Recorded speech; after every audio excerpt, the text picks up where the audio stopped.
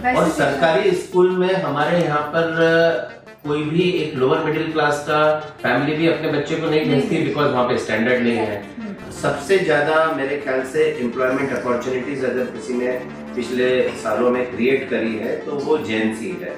हमें स्कूल हमारे स्ट्रेंथन करने पड़ेंगे, और ये सही बात है कि आज हमारे जो सरकारी स्कूल है वो वैसी क्वालिटी एजुकेशन या वैसी नींव तैयार नहीं कर पाते हैं जैसी कि उम्मीद की जाती है। तो जैन ऑफ कोर्स हर चीज में एक नेशन की बिल्डिंग के लिए हमेशा आगे रहे हैं और आगे रहेंगे।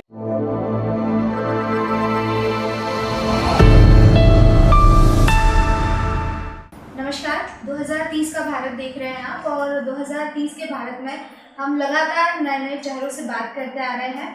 मुद्दे हमारे वही होते हैं, गरीबी, भुखमरी और शिक्षा।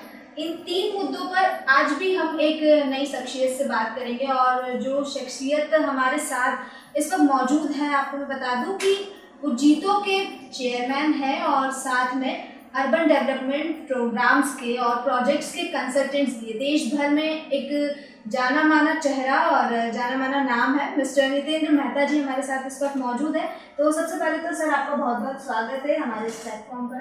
थैंक यू जी, एक बार फिर से मैं आपका स्वागत करती हूँ। और साथ ही क्योंकि 2030 के भारत से ही हम शुरुआत करते हैं, और सबसे पहले मैं बात करूँगी भारत देश की कि 2030 तक आप भारत देश को कहाँ पर देखेंगे? क्या ऐसे डेवलपमेंट्स आ जाएंगे, क्योंकि आप अर्बन डेवलपमेंट में काम भी कर रहे हैं, तो डेवलपमेंट की अगर मैं बात करूँ 2030 तक भारत देश कहाँ दिख रहा है आपको? आपने जो सवाल पूछा है अर्बन डेवलपमेंट से संबंधित कि भारत कहाँ रहेगा जी। भारत एक शुरू से ग्राम प्रधान देश के रूप में जाना जाता है, जहाँ की हमें पढ़ाया जाता था कि 80% जनसंख्या जो है वो गांव में रहती है। पर बहुत जल्दी पिछले 15-20 सालों में इसमें काफ़ी तेज़ी से चेंज हुआ है, और आने वाले 2041 या 2051 तक ये एस्टिमेटेड है कि 50% भारत की पॉपुलेशन अर्बन सेंटर्स में रहेगी। इसलिए भारत के विकास में अर्बन डेवलपमेंट का एक बहुत महत्वपूर्ण रोल अब हो गया है। हमें हमारे अर्बन सेंटर्स को एक उस तरह से डेवलप करना है ताकि वहाँ पर रहने वालों को ज़्यादा से ज़्यादा सुविधाएं मिले, और जो आप लोगों का कंसेप्ट है सस्टेनेबल डेवलपमेंट का वो हासिल हो सके। बिल्कुल सर, आपने बोला कि अर्बन डेवलपमेंट जो कि काफ़ी ज़्यादा इम्पोर्टेंट भी हो गया है, काफ़ी इसमें इम्प्रूवमेंट भी हो रहा है, ग्रोथ भी हो रहा है। एक चीज़ जानना चाहूँगी कि आखिर अर्बन डेवलपमेंट से इंडिया में पॉवर्टी रेशियो में कैसे कमी है? क्या होता है कि शुरू से जो रूरल से अर्बन की तरफ जो मॉडल शिफ्ट हो रहा है या जो एक्सोडस हो रहा है, वो इसी कारण से हो रहा है कि हमारे यहाँ पे रूरल भारत में रोजगार के अवसर बहुत कम है, और साथ ही जो एक लिविंग कंडीशन है वो भी उतनी सस्टेनेबल या उतनी अच्छी नहीं है जैसे कि अर्बन सेंटर्स में हो रहा है। ये फिनोमेना या इसको हम रोक नहीं सकते हैं, लेकिन इसको हम अच्छा करने के लिए प्रयास कर सकते हैं कि हमें जो हमारे अर्बन से एक्सोडस होके या शिफ्ट होके अर्बन सेंटर्स में आ रहे हैं वो स्लम में न रहे, उनको एक अच्छी हाउसिंग मिल जाए, उनके बच्चों के लिए एक बढ़िया स्कूल्स हो जाए, उनको रहने के लिए एक अच्छे एटमॉस्फेयर की कॉलोनीज हो जाए, और उनको उनके जॉब के लिए अलग अलग स्किल के हिसाब से एम्प्लॉयमेंट उपलब्ध हो जाए।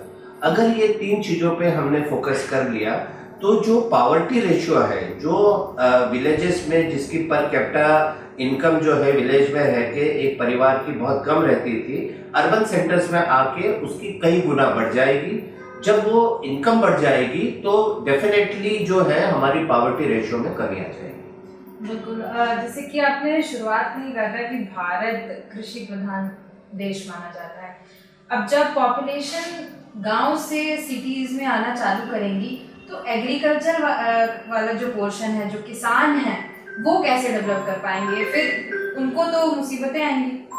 नहीं, बेसिकली अभी क्या हो रहा था कि हमारा एग्रीकल्चर जो है वो मैनुअल होता था, पर अब हम लोग जो है मैकेनाइज्ड एग्रीकल्चर की तरफ बढ़ रहे हैं, बहुत सिस्टमेटिक फार्मिंग की तरफ बढ़ रहे हैं।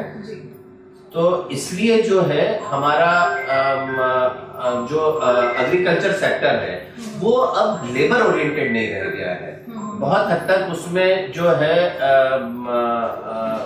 मैकेनाइज्ड फार्मिंग की जगह आ गई है, सिस्टमेटिक फार्मिंग की जगह आ गई है। तो फार्मिंग डेफिनेटली हमारा मेन ऑक्यूपेशन और मेन कंसेप्ट रहेगा, पर उसमें जितनी लेबर पहले लगती थी जब बैलों से हल की जुताई होती थी हल से, वो अब नहीं रह गया है। तो इसलिए भी गाँव में पावर्टी जो अनएम्प्लॉयमेंट है वो बढ़ता जा रहा है। बिल्कुल, इसके लिए हर किसान के पास मशीनरी उपलब्ध होना जरूरी हो जाएगा। तो क्या गवर्नमेंट को इस सेक्टर में काम करना चाहिए कि सबसे पहले जो बेसिक हमारी जो भारत देश की नींव मानी जाती है, जैसे किसानी तो नींव मानी जाती है, उसी से शुरुआत, मतलब वहीं से कहा जाता है ना कि भारत की मिट्टी में एक अलग ही बात है। तो अगर हम एग्रीकल्चर की बात करें तो क्या लगता है गवर्नमेंट की तरफ से सबसे पहले अगर किसी सेक्टर को सुधारने की जरूरत है तो एग्रीकल्चर है। और मशीनरीज की अगर हम बात करें तो किस तरह से मशीनरीज हर एक किसान के पास पहुंचनी चाहिए ताकि वो आगे बढ़ सके। और डेफिनेटली जब किसान, हर भारत का किसान आगे बढ़ेगा तो धीरे धीरे सारे सेक्टर्स आगे बढ़ते चले जाएंगे। डेफिनेटली, बिल्कुल सही बात है कि हमें हमारे गांव पर और खेती पर बहुत जोर देने की भी जरूरत है और बहुत ध्यान देने की भी जरूरत है। और सरकार उसमें काफी कुछ कर रही है। सरकार सीड से लेके, माइक्रो इरिगेशन स्कीम से लेके, लोन से लेके, इक्विपमेंट लोन से लेके, इंटरेस्ट फ्री लोन से लेके, सब्सिडीज से लेके, सरकार काफी कुछ कर रही है। लेकिन और भी बहुत कुछ करने की जरूरत है। लेकिन साथ ही यहाँ पर मैं ये जरूर ऐड करना चाहूँगा कि किसानों को भी जो है वो अब आगे आकर मॉडर्न तरीके खेती के अपनाने पड़ेंगे। जैसे एग्जाम्पल है हमारे पास में इजराइल का। इजराइल एक ऐसी कंट्री है कि जहाँ पे डेजर्ट है, जहाँ पे पानी नहीं है। ये सारी टेक्निक्स वहीं से आई है, जो माइक्रो इरिगेशन की कह लो या ड्रिप इरिगेशन की कह लो। तो हमारे किसानों को भी, और ये बहुत अच्छी बात है कि अब किसानों के घर में भी पढ़े लिखे बच्चे आ रहे हैं, तो वो ये सब टेक्निक अपनाएंगे, मॉडर्न टेक्निक अपनाएंगे, मॉडर्न फसल लेंगे, जैसे फ्लोरिकल्चर है, हॉर्टिकल्चर है। तो मेरा ऐसा सोचना है कि अगर ये सब तरीके हम मॉडर्न उसके अपनाएंगे तो डेफिनेटली हमारे गांव भी प्रगति करेंगे। सर, एजुकेशन पर बात करना चाहूंगी मैं आपसे। जिस तरह से, क्योंकि भारत देश को एक लक्ष्य मिला कि देश भर में क्वालिटी एजुकेशन हो, लेकिन आज भी अगर हम देखते हैं तो कई सारे ऐसे स्टूडेंट्स हैं, या फिर मैं कहूँ कि कई सारे ऐसे बच्चे हैं जो क्वालिटीफुल एजुकेशन नहीं गेन कर पा रहे हैं। तो आपको क्या लगता है अभी जिस स्टेट में है इंडिया, क्या देश में क्वालिटीफुल एजुकेशन मिल रहा है, या फिर जो भी इश्यूज आ रहे हैं क्वालिटी एजुकेशन के सेक्टर में, एजुकेशन के सेक्टर में आप क्या कहना चाहेंगे? क्योंकि कहीं ना कहीं आप भी इस चीज से सहमत होंगे कि अगर एजुकेशन क्वालिटीफुल होगा, अगर एजुकेशन सही होगा तो पॉवर्टी और हंगर दोनों में ही कहीं ना कहीं इसका इम्पैक्ट देखने को मिलेगा और रेशियो में कमी आएगी। नहीं, ये बहुत इम्पोर्टेंट एस्पेक्ट है, देश के विकास से जुड़ा हुआ है। बिल्कुल सही है कि क्वालिटी एजुकेशन हमें सिर्फ हायर लेवल पे ही नहीं, ग्रास रूट लेवल से ही तैयार करनी पड़ेगी। हमें स्कूल हमारे स्ट्रेंथन करने पड़ेंगे।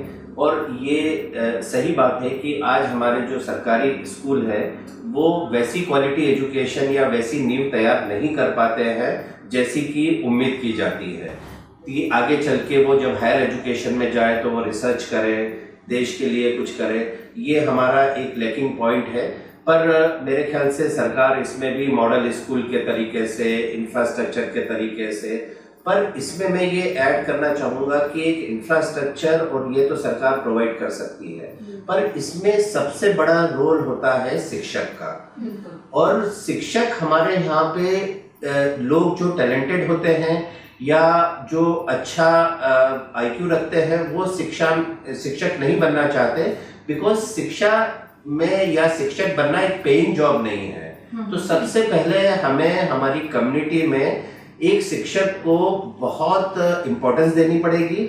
उसकी रेम्युनरेशन या उसकी पेइंग जो है वो हमें इतनी बढ़ा देनी पड़ेगी कि वो एक ल्यूकेटिव जॉब हो जाए, जैसे एक IT इंजीनियर का होता है या एक सिविल इंजीनियर का होता है, वैसा ही जॉब एक शिक्षक का हो जाना चाहिए ताकि उस क्षेत्र में टैलेंट अट्रैक्ट हो सके। आखिर क्यों सर, क्या ऐसी वजह है कि लोग उस डायरेक्शन में जाना ही नहीं चाहते? जैसे आपने कहा कि जो टैलेंटेड लोग होते हैं वो अक्सर उनका ये रहता है कि वो टीचिंग की फील्ड में जाना प्रेफर नहीं करते हैं, इंस्टेड ऑफ दैट वो कॉर्पोरेट सेक्टर्स या आईटी सेक्टर्स में चले जाते हैं। तो आखिर ऐसी क्या वजह है? सबसे बड़ी वजह तो पैसा है। जो शिक्षक का एक रेम्युनरेशन है, अगर हम कॉलेज लेवल पे भी देखें या किसी भी लेवल पे देखें, तो एक शिक्षक को एक इंजीनियरिंग कॉलेज में मेरे ख्याल से जो अभी लेटेस्ट पे कमीशन और उनके साथ में भी उसको मेरे ख्याल से 1.5 से 2 लाख रुपए मिलता है। लेकिन उसी का बेसमेंट जब अमेरिका या किसी सॉफ्टवेयर इंडस्ट्री में जाता है तो वो 1 करोड़ रुपए महीना कमाता है।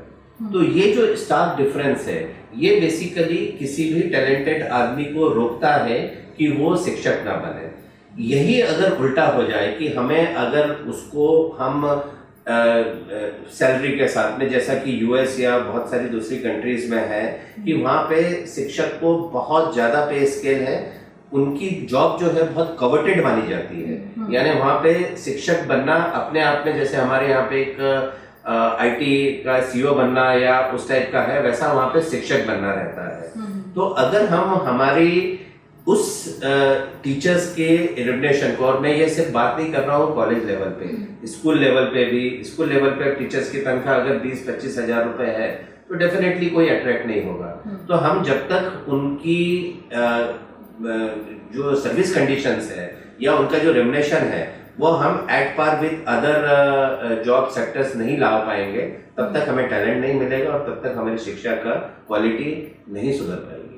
तो सर ऐसे तो महंगाई खूब बढ़ जाएगी, फिर जो बच्चे पढ़ा रहे हैं पेरेंट्स वो भेजेंगे भी नहीं, क्योंकि महंगाई बहुत ज़्यादा बढ़ेगी। ऑफकोर्स जब टीचर को हाई पे सैलरी चाहिए, तो अगर हम प्राइवेट स्कूल्स की बात करें, गवर्नमेंट स्कूल में तो फिर भी प्राइवेट स्कूल के जो प्राइमरी स्कूल के टीचर्स होते हैं और गवर्नमेंट स्कूल को कंपेयर करें तो गवर्नमेंट स्कूल के टीचर्स को ज़्यादा पे किया जाता है, और प्राइवेट स्कूल में तो 3-4 हज़ार में भी टीचर्स पढ़ा रहे हैं। अब वो लोग ही उस स्कूल में भेज रहे हैं बच्चों को जहाँ पर उनको कम पैसे देने पड़ रहे हैं, कम पैसों में अच्छी शिक्षा की वो उम्मीद करते हैं पेरेंट्स। और जैसा आपने बाहर का एग्जाम्पल दिया, तो उसमें ये भी एक बात निकल के आती है कि कहा जाता है कि भारत देश में पढ़ाई सबसे ज़्यादा महंगी है as compare to other countries. Bharat देश में पढ़ाई और कुछ देशों में 10th तक शिक्षा फ्री है, सभी, मतलब जो चाहे वो पढ़ सकता है बिना कोई पैसा दिए। तो क्या ऐसा कुछ भारत देश में नहीं हो सकता कि शिक्षा को एक सीमित क्लास तक जो है वो फ्री कर देना चाहिए, उसके बाद बच्चे अपने हिसाब से पढ़ें, तो फिर उसमें पेरेंट्स भी पैसा लगा सके। यहाँ पर तो शुरू से आप देख रहे होंगे कि प्री नर्सरी से लेके 12th तक में तो एक मीडियम, लोअर मीडियम क्लास की अगर मैं बात करूँ तो पेरेंट्स को पढ़ाने में भी सोचना पड़ रहा है। तो ये कैसी स्थिति, इसमें कैसे बदलाव आएगा? नहीं, एक्चुअली 2 एस्पेक्ट्स हैं। शिक्षा तो हमारे यहाँ पर भी फ्री है, लेकिन वो सरकारी स्कूलों में है। और सरकारी स्कूल में हमारे यहाँ पर कोई भी एक लोअर मिडिल क्लास का फैमिली भी अपने बच्चे को नहीं भेजती, बिकॉज वहाँ पे स्टैंडर्ड नहीं है। मेरा वही कहना है कि आपको अपने जो गवर्नमेंट स्कूल्स का स्टैंडर्ड इतना बढ़ा देना पड़ेगा, वहाँ पे जो टीचर्स अपॉइंट होते हैं उनका बाकायदा वैसा सिलेक्शन हो यूपीएससी के थ्रू, जैसा आप एक डिप्टी कलेक्टर या उसका करते हैं, तहसीलदार का करते हैं, उतनी रिगरस एग्जाम हो और उतना रेम्युनरेशन हो, उसको उनकी तनख्वाह उतनी हो। ऑब्वियसली टीचर्स का अगर आप देखोगे तो इंफ्रास्ट्रक्चर और उसके मुकाबले टीचर्स की सैलरी किसी भी एक एजुकेशन के टोटल बजट में it is a very less percentage, उससे कोई बहुत ज्यादा फर्क नहीं पड़ेगा। लेकिन जो फर्क पड़ेगा कि आप अपने बच्चों को अगर सरकारी स्कूल में ले आए और उनको वहाँ पे वो अच्छी एजुकेशन मिली सारी चीजों की, और क्योंकि चूंकि वो फ्री है, सरकार उनको फ्री देती है, तो वहां से फिर आपका जो कंसेप्ट है कि वो टैलेंट निकल सकता है। और जो सरकारी जो प्राइवेट स्कूल है वो भी फिर अपनी फीस कम करने के लिए बाध्य हो जाएंगे, बिकॉज हमारे यहाँ पे ऑलरेडी ये सिस्टम है कि एजुकेशन से आप पैसा नहीं कमा सकते, पर स्कूल्स यंकेन प्रकरण वो कमाते हैं, that is a different thing. पर हमारा कंसेप्ट तो प्रिंसिपली यही है कि हम एजुकेशन से कोई भी पैसा नहीं कमाएगा, या education can not be A profitable business, इसीलिए उस पर टैक्स नहीं लगता है, इनकम टैक्स से फ्री है वो। पर अगर हम हमारे सरकारी स्कूलों को स्ट्रेंथन कर दे, टीचर्स की क्वालिटी अच्छी कर दे, तो डेफिनेटली प्राइवेट स्कूल भी धीरे धीरे उस लाइन पे आ जाएंगे जहाँ पे उनको बाध्य होना पड़ेगा अच्छे टीचर्स रखने के लिए और अपनी फीस कम करने के लिए। बिल्कुल सर, आपने सही कहा। सबसे मेन तो जो प्रॉब्लम आजकल नज़र आ रही है कि एजुकेशन का कमर्शियलाइजेशन बहुत ज़्यादा हो गया, और अगर ये इस चीज़ में लगाम लग जाती है तो कहीं ना कहीं ये देखा जा सकता है कि एजुकेशन सेक्टर में इम्प्रूवमेंट नज़र आए।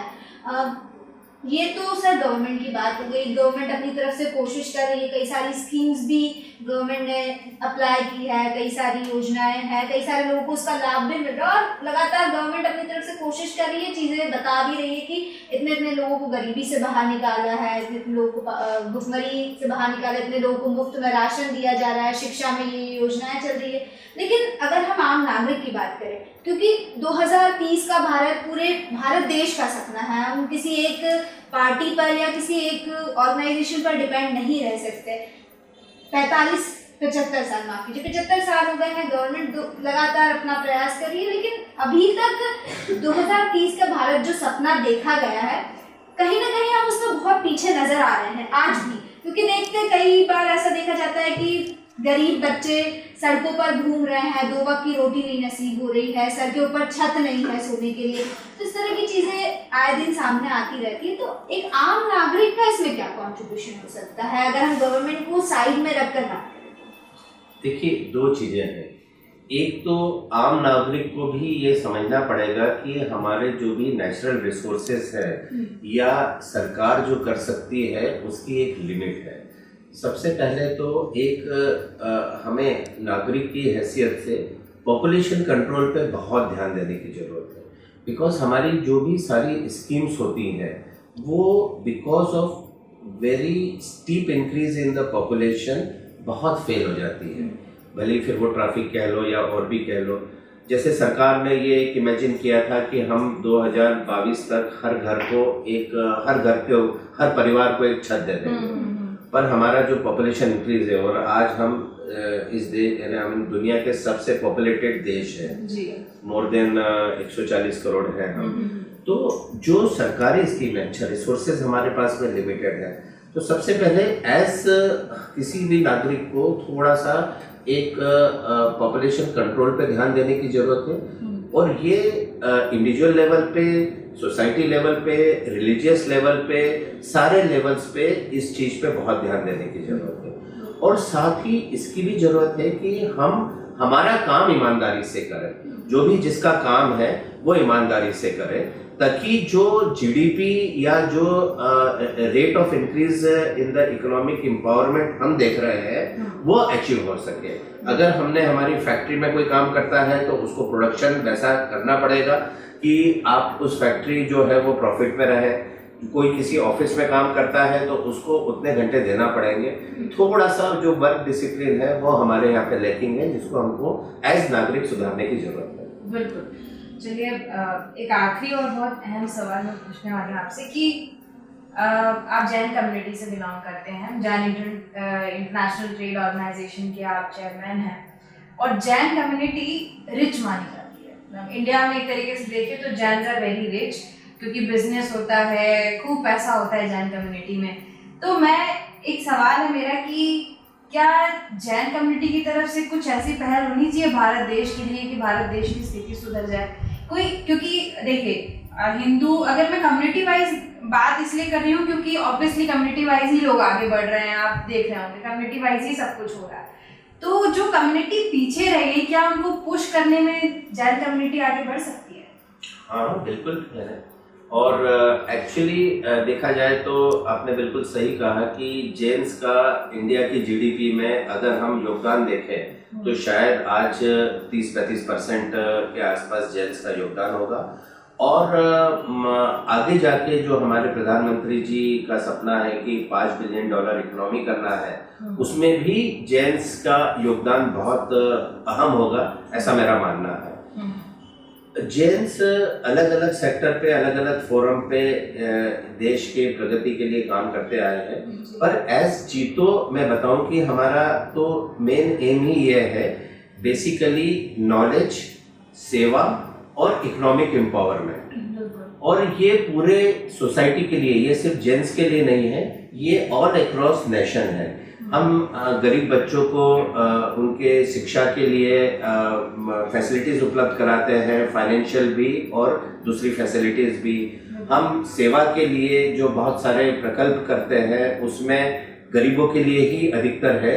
जो इकोनॉमिकली वीकर सेक्शन है उसको उठाते हैं, और एक नॉलेज जो एक हमारा इकोनॉमिक एम्पावरमेंट है उसके तहत सबसे ज़्यादा मेरे ख्याल से एम्प्लॉयमेंट अपॉर्चुनिटीज़ अगर किसी ने पिछले सालों में क्रिएट करी है तो वो जेएनसी है। तो बेसिकली ये है, और इसको अधिक से अधिक करने के लिए ताकि एक नेशन बिल्डिंग हो सके, तो जैन ऑफ कोर्स हर चीज़ में एक नेशन की बिल्डिंग के लिए हमेशा आगे रहे हैं और आगे रहेंगे। बिल्कुल बिल्कुल, आपने सही कहा कि ऑफ कोर्स जब आपने जीडीपी की बात कही तो डेटा ही बता रहा है कि कंट्रीब्यूशन है, और आगे भी हम आपसे उम्मीद करेंगे कि ऐसे ही भारत देश में आपकी कम्युनिटी जो है वो योगदान करती रहे, ताकि हम 2030 तक भले 100% तक ना पहुंच पाए, लेकिन कम से कम 90-95 तक तो पहुंचना चाहिए। तभी जाके एक मोटिवेशन आएगा कि आगे का लक्ष्य जो है पूरी तरह से पूरा हो जाए। बहुत बहुत धन्यवाद सर हमारे साथ इतना टाइम देने की और अहम बातें करने के लिए। तो हमारे साथ हितेन मेहता जी थे, उन्होंने बहुत अच्छी अच्छी बातें बताई, और सबसे इम्पॉर्टेंट चीज़ उन्होंने बताई कि एक आम नागरिक का क्या कंट्रीब्यूशन हो सकता है। साथ ही उन्होंने जैन समाज को लेकर बातें कही, और उन्होंने कहा कि लगातार जैन समाज ऐसे ही योगदान करता रहेगा।